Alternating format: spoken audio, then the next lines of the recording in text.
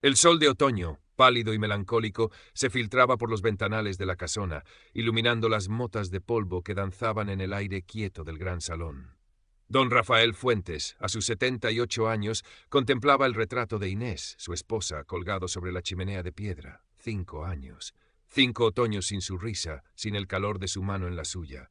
El bastón de madera de olivo, su fiel compañero desde la caída en la bodega, descansaba a su lado. Duque, su viejo braco de Weimar, dormitaba a sus pies, emitiendo suaves ronquidos que eran casi el único sonido en la estancia, aparte del crepitar ocasional de la leña. Viña Inés, susurró Rafael, el nombre de la bodega que había levantado con el sudor de su frente, ladrillo a ladrillo, cepa a cepa, desde la modesta finca heredada. Un legado para sus hijos, Antonio, Beatriz, Carlos. Pero últimamente una escarcha invisible parecía haber cubierto la relación con ellos. Un frío que se había instalado sigilosamente tras la muerte de Inés y que ahora, con su propia salud flaqueante, se hacía más palpable. La casona, antaño llena de vida, se sentía ahora vasta y silenciosa, un mausoleo de recuerdos. El orgullo por su obra se mezclaba con una creciente desazón. ¿Entenderían ellos el alma de Viña Inés o solo verían cifras en un balance? Un mareo repentino, más intenso que los habituales, le hizo aferrarse al brazo del sillón. El mundo pareció inclinarse. Duque levantó la cabeza, alerta, y gimió suavemente. Rafael cerró los ojos, respirando hondo hasta que la habitación dejó de girar. Fue entonces, en ese silencio precario, cuando las oyó, voces apagadas provenientes del pasillo. Sus hijos. La gestión se le está yendo de las manos, padre ya no está para estos trotes.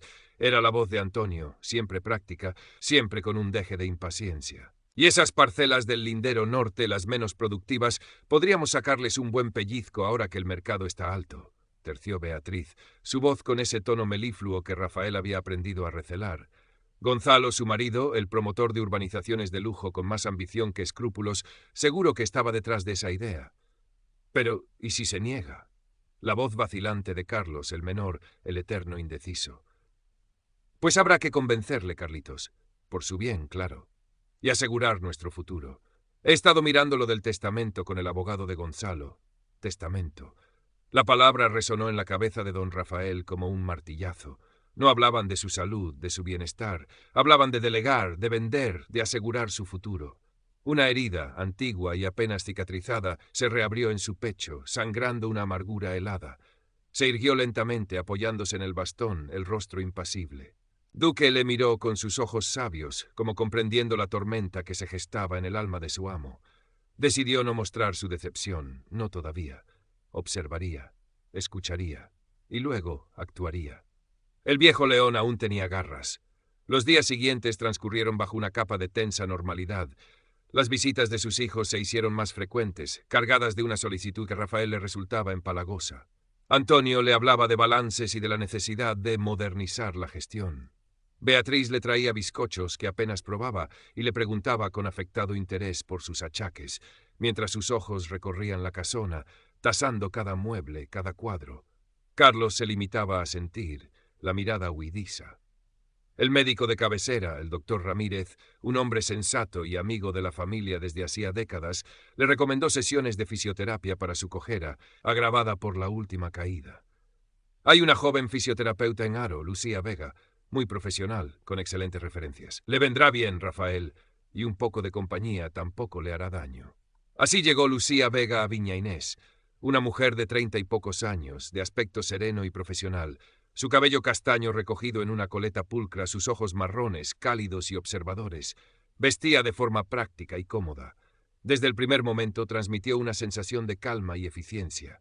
Don Rafael, inicialmente reservado, apreció su trato respetuoso, pero no servil. Duque, tras un olfateo inicial, pareció aceptarla con una tranquilidad inusual en él, con los extraños. Las sesiones de rehabilitación comenzaron en el antiguo despacho de Rafael, reconvertido en una improvisada sala de terapia. Lucía era paciente, explicando cada ejercicio con claridad, animándole con una sonrisa genuina cuando el esfuerzo le hacía fruncir el ceño. Poco a poco, entre manipulaciones y estiramientos, comenzaron a conversar. Rafael, reacio al principio a mostrar su vulnerabilidad, encontró en la joven una oyente atenta. Le habló de Inés, de cómo juntos habían elegido cada cepa, de los sueños que habían tejido entre los viñedos, que ahora se teñían de ocres y dorados bajo el sol de octubre. Lucía escuchaba con una empatía que no parecía fingida. Apenas hablaba de sí misma, pero Rafael supo que provenía de una familia trabajadora de un pueblo cercano, que había estudiado con una beca y que sentía una vocación real por su profesión. Un día, mientras le ayudaba a caminar por el jardín, Rafael mencionó a un antiguo capataz, un tal Anselmo, hombre leal y trabajador que había estado con él en los difíciles comienzos.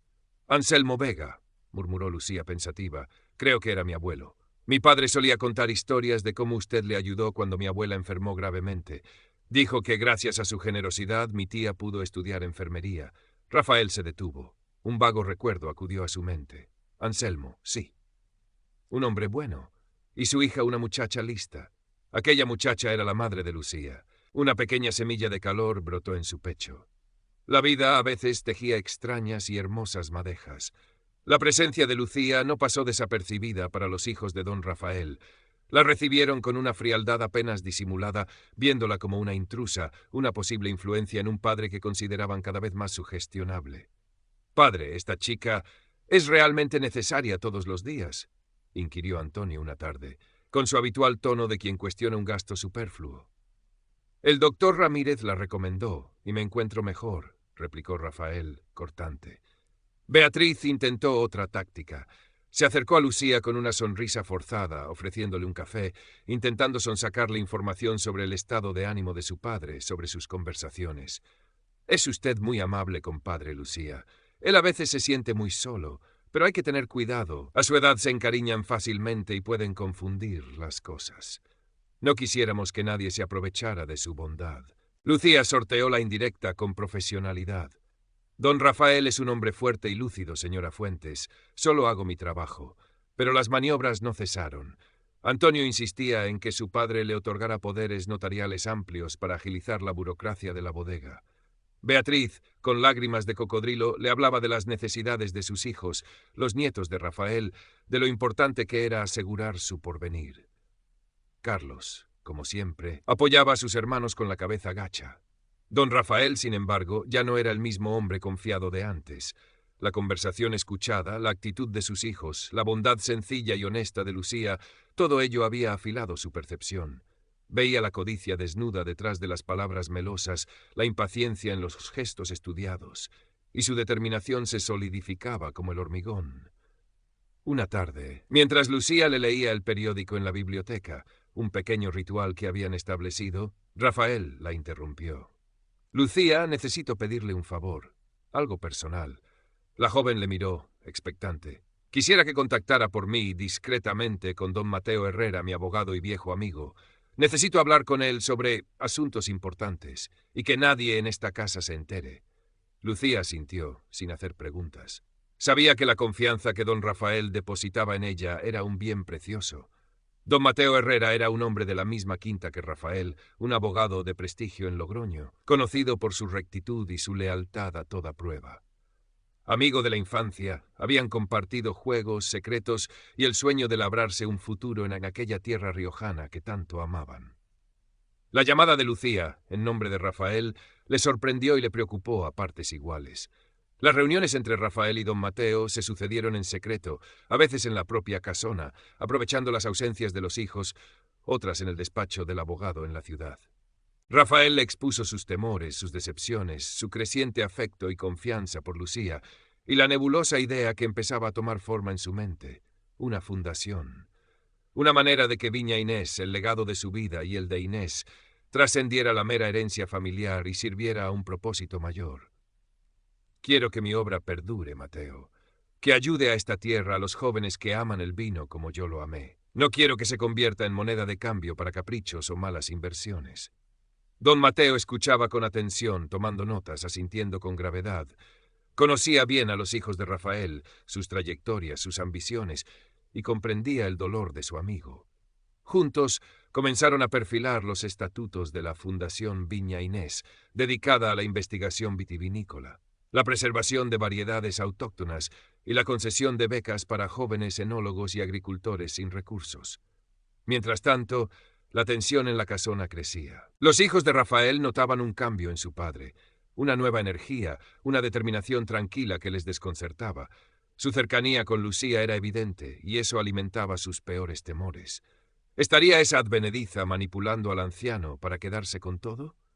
Un domingo por la tarde, la situación llegó a un punto crítico. Antonio, Beatriz, acompañada de su omnipresente marido Gonzalo, y Carlos se presentaron en la casona sin previo aviso. Exigieron una reunión familiar urgente. Don Rafael los recibió en el gran salón, sentado en su sillón orejero con Duque a sus pies y una calma glacial que contrastaba con la agitación de sus hijos. Lucía, previendo la tormenta, había recibido la tarde libre por indicación del propio Rafael. «Padre, tenemos que hablar seriamente», comenzó Antonio sin preámbulos. «Estamos muy preocupados por ti». «¿Preocupados por mí o por mi testamento?», replicó Rafael, la voz suave pero cargada de acero. Beatriz se llevó un pañuelo a los ojos. «Padre, ¿cómo puedes decir eso? Es esa mujer, Lucía. Te está sorbiendo el seso. Es una cazafortunas, ¿no lo ves? Te está aislando de tu propia familia». Gonzalo asintió con vehemencia. «Hay que tomar medidas, don Rafael, antes de que sea demasiado tarde.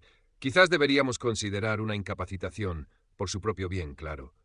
Carlos balbuceó algo ininteligible, mirando al suelo. Rafael escuchó el torrente de acusaciones sin pestañear. La rabia, fría y lúcida, se asentó en su corazón, pero su rostro permaneció impasible. Cuando terminaron, un pesado silencio llenó la estancia. «¿Habéis terminado?», preguntó. Luego, con una señal casi imperceptible, indicó a alguien que aguardaba en el umbral del despacho contiguo. Don Mateo Herrera entró en el salón, portafolio en mano. La sorpresa en los rostros de los hijos fue mayúscula. «Don Mateo, ¿qué hace usted aquí?», tartamudeó Antonio. «Mi amigo Rafael me ha pedido que esté presente», dijo el abogado, su voz grave y serena. Don Rafael se irguió trabajosamente, apoyándose en su bastón. Sus ojos azules, que habían visto tantas vendimias, tantas alegrías y sinsabores, brillaron con una luz gélida. «Estoy perfectamente lúcido, hijos míos, más lúcido que nunca, y sé exactamente lo que hago. Lucía Vega es una mujer íntegra y decente, cuyo abuelo trabajó para mí con una lealtad que vosotros desconocéis. Una lealtad que ella ha heredado y que me ha demostrado con creces, cuidándome con un afecto que no he encontrado en mi propia sangre». Hizo una pausa, dejando que sus palabras calaran. «Habéis venido a hablar de mi testamento, ¿verdad? Pues bien, he tomado decisiones al respecto, decisiones irrevocables, y me temo que no os van a gustar». Don Mateo abrió su portafolio y extrajo un documento. «Don Rafael ha modificado sus últimas voluntades», anunció el abogado. «El grueso de su patrimonio, incluyendo la bodega Viña Inés y la mayoría de las tierras, se destinará a la creación de la Fundación Viña Inés». Describió brevemente los fines de la fundación: investigación, preservación, becas. Los rostros de Antonio, Beatriz y Gonzalo pasaron del asombro a la incredulidad, y de ahí a una ira apenas contenida. Carlos parecía haberse encogido. «A la señorita Lucía Vega», continuó don Mateo, «en agradecimiento por sus servicios y su leal compañía, don Rafael le lega una suma considerable que le permitirá, si así lo desea, establecer su propia clínica o continuar su formación. También se le ofrecerá un puesto en el patronato de la fundación, si decide aceptarlo». Lucía, a quien Rafael había llamado poco antes para que estuviera presente en este momento final, aunque discretamente apartada, sintió que las lágrimas pugnaban por salir, no por el dinero, sino por el reconocimiento, por la fe que aquel hombre herido había depositado en ella. «En cuanto a ustedes», don Mateo se dirigió a los tres hijos, «don Rafael ha dispuesto que cada uno reciba una cantidad simbólica. Lo suficiente para vivir modestamente, pero nada que se aproxime a la fortuna que quizás esperaban». El silencio que siguió fue tan denso que podría haberse cortado con un cuchillo. «Esto es un ultraje, una locura», estalló Antonio, el rostro congestionado. «La ha manipulado, impugnaremos este testamento». Don Mateo le miró con frialdad profesional. «Me temo que será inútil, don Antonio. El testamento ha sido redactado y legalizado con todas las garantías. Don Rafael goza de plenas facultades mentales, como atestiguan los informes médicos pertinentes». Beatriz rompió a llorar, un llanto teatral que no conmovió a nadie. Gonzalo mascullaba amenazas veladas. Carlos solo miraba sus zapatos, derrotado. Don Rafael extrajo 3 sobres de su bolsillo. «Hay algo más para vosotros», dijo, tendiéndoselos a don Mateo para que los distribuyera, una carta para cada uno. En ellas, con su caligrafía firme, aunque ahora algo temblorosa, Rafael había volcado su corazón. Su decepción, sí, pero también el recuerdo de un amor paterno que ellos habían despreciado.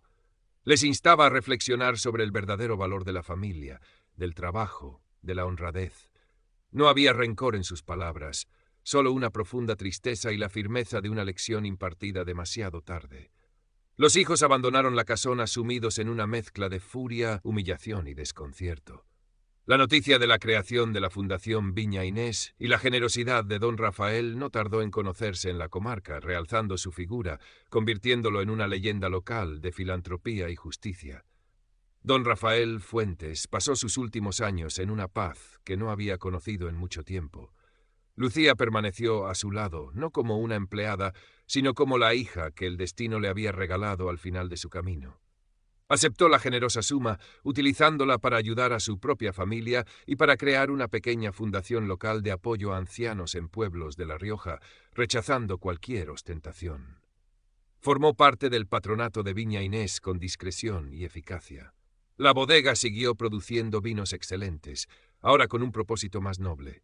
Las becas de la fundación permitieron a jóvenes